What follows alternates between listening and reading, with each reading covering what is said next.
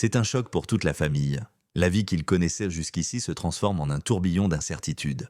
L'argent, qui semblait être la garantie d'un avenir radieux, ne suffit plus. Kojo se retrouve à faire face à la réalité de ses choix. La richesse qu'il a poursuivie avec tant de zèle n'a pas préparé sa famille pour l'avenir. L'amour, l'éducation et les liens familiaux ont été sacrifiés sur l'autel de l'ambition. Les enfants, autrefois gâtés par le confort, se retrouvent désormais confrontés à un monde où ils doivent se battre pour leur avenir sans la sécurité que leur père leur avait toujours promise. Mado, enfin, trouve la force de parler à son mari. Dans une conversation douloureuse, elle lui révèle ses inquiétudes et son amour non réciproque pour la fortune.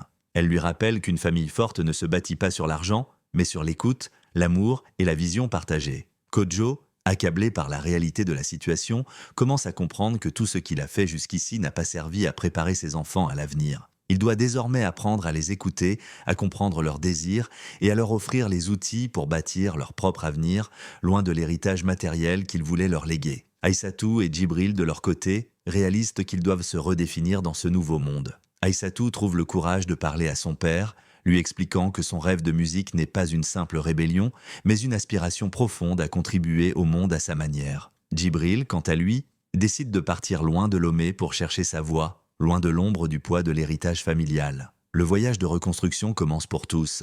Kojo, conscient qu'il ne pourra pas revenir à son ancien mode de vie, se lance dans des projets plus modestes, mais porteurs de sens, pour réparer ses erreurs. Mado, plus que jamais, devient le pilier de la famille, offrant des conseils avisés et guidant ses enfants dans la redécouverte de leurs véritables aspirations. Aïssatou se lance dans une carrière musicale soutenue par une mère qu'il a enfin entendue. Djibril, après un temps d'introspection, trouve sa place dans le monde en devenant entrepreneur social, dédié à améliorer la vie des jeunes Togolais. La famille, autrefois fracturée, se redresse et se réunit autour d'une nouvelle vision. Une vision où l'argent n'est plus au centre, mais où l'amour, les valeurs et l'engagement envers l'avenir priment. Kojo, avec la sagesse qu'il n'avait pas avant, finit par comprendre que la véritable richesse se trouve dans les liens humains et la transmission de valeurs solides.